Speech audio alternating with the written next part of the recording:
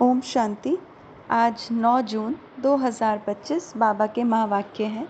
मीठे बच्चे, तुम सारे विश्व पर शांति का राज्य स्थापन करने वाले बाप के मददगार हो।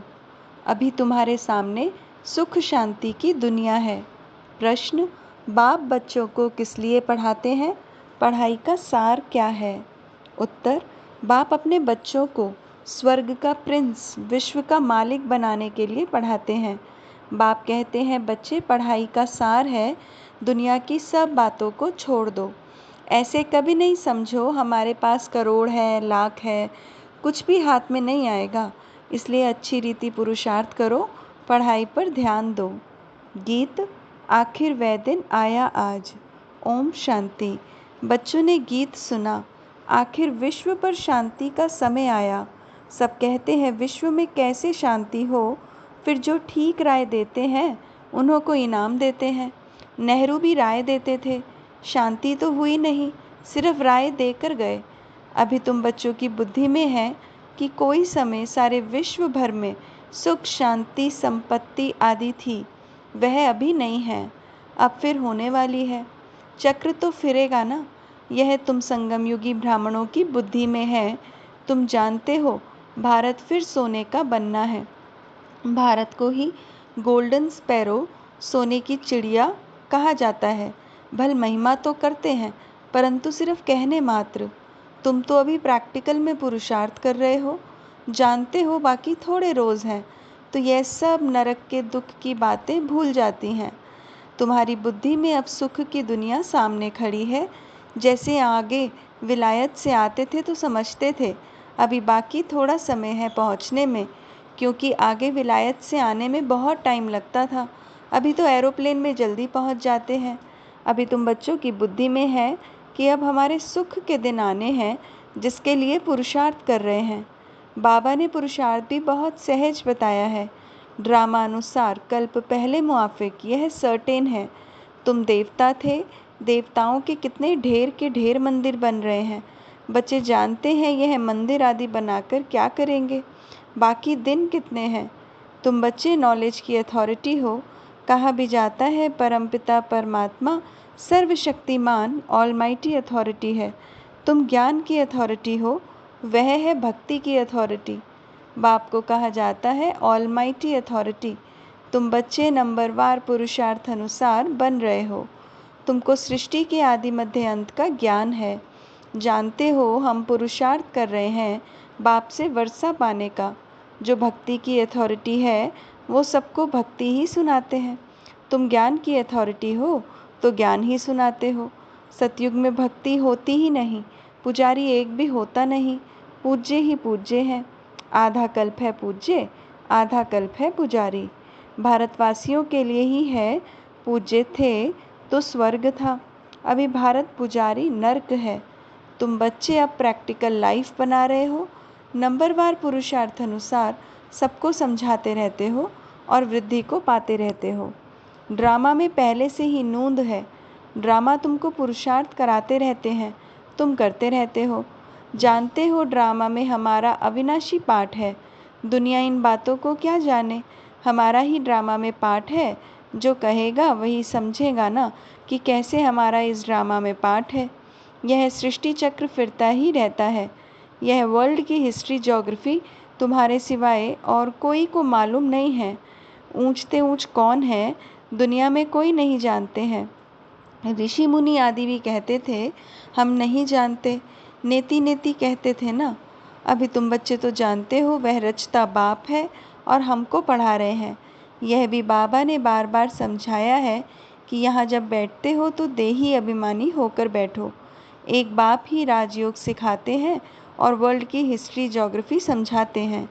बाप कहते हैं मैं कोई थॉट रीडर नहीं हूँ, इतनी बड़ी दुनिया है, इनको क्या बैठ रीड करेंगे। बाप तो खुद कहते हैं मैं ड्रामा की नूंद अनुसार आता हूँ तुम्हें पावन बनाने। ड्रामा में मेरा जो पार्ट है वही बजाने आता हूँ। बाकी मैं कोई थॉट रीड नहीं करता हूँ, बतलाता हूँ मेरा क्या पार्ट है और तुम क्या पार्ट बजा रहे हो। तुम यह नॉलेज सीखकर दूसरों को सिखला रहे हो। मेरा पाठ ही है पतितों को पावन बनाना, यह भी तुम बच्चे जानते हो। तुम तिथि तारीख आदि सब जानते हो, दुनिया में कोई थोड़ी जानते हैं। तुमको बाप सिखला रहे हैं, फिर जब यह चक्र पूरा करेंगे तब फिर बाबा आएंगे। उस समय जो सीन चली वह फिर कल्प बाद चलेगी, एक सेकंड न मिले दूसरे से। यह नाटक फिरता रहता है। तुम बच्चों को बेहद के नाटक का पता है, फिर भी तुम घड़ी घड़ी भूल जाते हो। बाबा कहते हैं तुम सिर्फ याद करो, हमारा बाबा बाबा है, वही टीचर है, गुरु है। तुम्हारी बुद्धि उस तरफ चली जानी चाहिए। आत्मा खुश होती है बाप की महिमा सुनकर। सब कहते हैं हमारा बाबा बाबा है, टीचर है, वह सच्चा ही सच्चा है। पढ़ाई भी सच्ची और पूरी है, उन मनुष्यों की पढ़ाई अधूरी है। तो तुम बच्चों की बुद्धि में कितनी खुशी होनी चाहिए। बड़ा इम्तिहान पास करने वालों की बुद्धि में जास्ती खुशी रहती है। तुम कितना ऊंच पढ़ते हो तो कितनी कापारी खुशी होनी चाहिए। भगवान बाबा बेहद का बाप हमको पढ़ा रहे हैं, तुम्हारे रोमांच खड़े हो जाने चाहिए। वही एपिसोड रिपीट हो रहा है, सिवाय तुम्हारे किसको पता नहीं है। कल्प की आयु ही बढ़ा दी है। तुम्हारी बुद्धि में अब 5000 वर्ष की सारी स्टोरी चक्र खाती रहती है, जिसको ही स्वदर्शन चक्र कहा जाता है। बच्चे कहते हैं बाबा तूफान बहुत आते हैं, हम भूल जाते हैं। बाबा कहते हैं तुम किसको भूल जाते हो? बाप जो तुमको डबल सिरताज विश्व का मालिक बनाते हैं, उनको तुम कैसे भूलते हो? दूसरे किसको नहीं भूलते हो? स्त्री, बाल बच्चे, चाचा, मामा, मित्र, संबंधी आदि सब याद है, बाकी इस बात को तुम भूलते क्यों हो? तुम्हारी युद्ध इस याद में है। जितना हो सके याद करना है। बच्चों को अपनी उन्नति के लिए सवेरे सवेरे उठ बाप की याद में सैर करनी है। तुम छतों पर व बाहर ठंडी हवा में चले जाओ, यहाँ ही आकर बैठना कोई ज़रूरी नहीं है, बाहर भी जा सकते हो। सवेरे के टाइम कोई डर आदि की बात नहीं रहती। बाहर में जाकर पैदल करो, आपस में यही बातें करते रहो। देखें कौन बाबा को जास्ती याद करते हैं, फिर बताना चाहिए कितना समय हमने याद किया, बाकी समय हमारी बुद्धि कहाँ कहाँ गई। इसको कहा जाता है 1-2 में उन्नति को पाना। नोट करो कितना समय बाप को याद किया। बाबा की जो प्रैक्टिस है वह बतलाते हैं, याद में तुम 1 घंटा पैदल करो तो भी टांगे थकेंगी नहीं। याद से तुम्हारे कितने पाप कट जाएंगे। चक्र को तो तुम जानते हो। रात दिन तुमको अब यही बुद्धि में है कि हम अभी घर जाते हैं। पुरुषार्थ करते हो, कलयुगी मनुष्यों को ज़रा भी पता नहीं है मुक्ति के लिए कितनी भक्ति करते रहते हैं। अनेक मतें हैं, तुम ब्राह्मणों की है ही एक मत। जो ब्राह्मण बनते हैं उन सबकी है श्रीमत। तुम बाप की श्रीमत से देवता बनते हो, देवताओं की कोई श्रीमत नहीं है। श्रीमत अभी ही तुम ब्राह्मणों को मिलती है। भगवान है ही निराकार, जो तुमको राजयोग सिखलाते हैं, जिससे तुम अपना राज्य भाग्य ले कितना ऊंच विश्व का मालिक बनते हो। भक्ति मार्ग के वेद शास्त्र आदि कितने ढेर के ढेर हैं, परंतु काम की सिर्फ एक गीता ही है।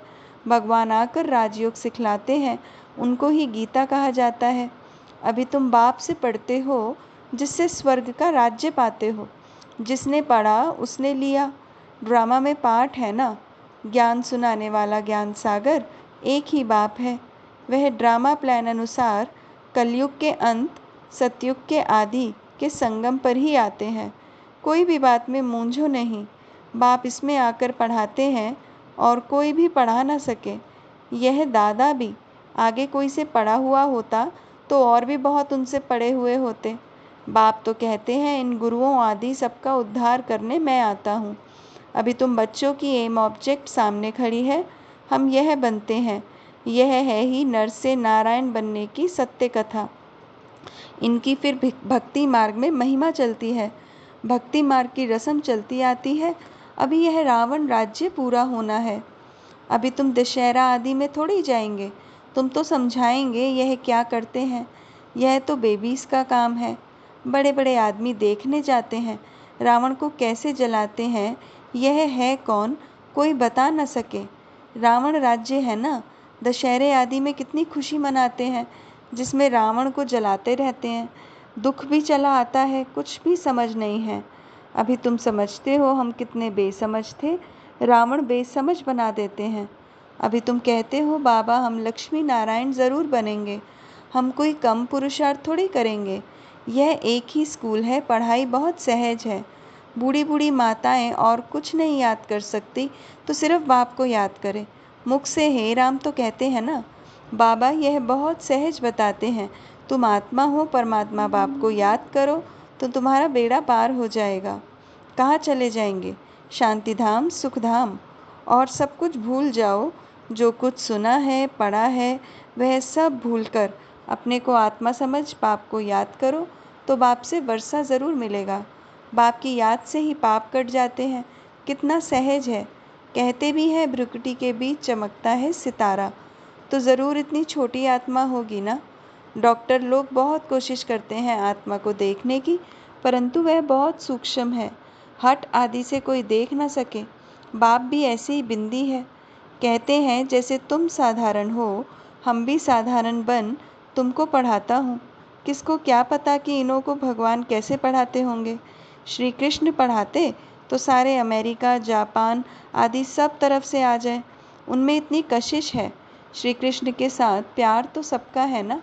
अभी तो तुम बच्चे जानते हो हम सो बन रहे हैं। श्री कृष्ण है प्रिंस, उन्हें गोद में लेना चाहते हैं तो पुरुषार्थ करना पड़े, कोई बड़ी बात नहीं है। बाप अपने बच्चों को स्वर्ग का प्रिंस, विश्व का मालिक बनाने के लिए पढ़ाते हैं। बाप कहते हैं बच्चे, पढ़ाई का सार है दुनिया की सब बातों को छोड़ दो। ऐसे कभी नहीं समझो कि हमारे पास करोड़ है, लाख है, कुछ भी हाथ में नहीं आएगा। इसलिए अच्छी रीति पुरुषार्थ करो। बाप के पास आते हैं तो बाप उल्हे न देते हैं। 8 पास से आते हो और बाप जिनसे स्वर्ग की बादशाही मिलती है उनसे इतना समय मिले भी नहीं। कहते बाबा फलाना काम था। अरे तुम मर जाते फिर यहाँ कैसे आते? यह बहाने थोड़ी चल सकेंगे। बाप राजयोग सिखा रहे हैं और तुम सीखते नहीं। जिसने बहुत भक्ति की होगी उनको 7 रोज़ तो क्या, 1 सेकंड में भी तीर लग जाए। सेकंड में विश्व का मालिक बन सकते हैं। यह खुद अनुभवी बैठा है। विनाश देखा, चतुर्भुज रूप देखा, बस समझने लगा, ओहो हम विश्व के मालिक बनते हैं। साक्षात्कार हुआ, उमंग आया और सब कुछ छोड़ दिया। यहाँ तुम बच्चों को मालूम पड़ा बाप आए हैं विश्व की बादशाही देने। बाप पूछते हैं निश्चय कब हुआ, तो कहते हैं 8 मास। बाबा ने समझाया है मूल बात है याद और ज्ञान, बाकी तो दीदार कोई काम का नहीं। बाप को पहचान लिया तो फिर पढ़ना शुरू करो तो तुम भी यह बन जाएंगे। पॉइंट्स मिलती है जो कोई को भी समझा सकते हो। बहुत मिठास से समझाओ।